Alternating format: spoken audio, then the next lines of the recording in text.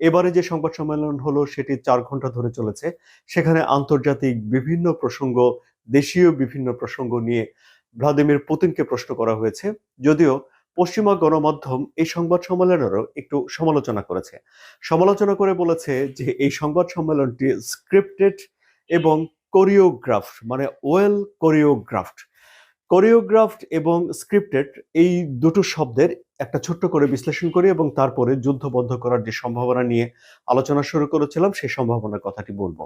কোরিওগ্রাফড হলো নাচের ক্ষেত্রে এটি খুব বহুলভাবে ব্যবহার করা হয়।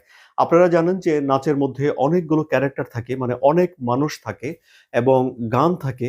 গানের কোন অংশে কে কতটুকু নাচবেন, কতটুকু পারফর্ম করবেন সেটা আগে থেকে ঠিক করা থাকে। এটাকে বলতে পারেন আপনি কোরিওগ্রাফড। আর স্ক্রিপ্টেড হলো একটা কাগজের ভিতরে যা লেখা থাকে, পাণ্ডুলিপি করা থাকে, এর পাণ্ডুলিপির বাইরে কোনো কিছু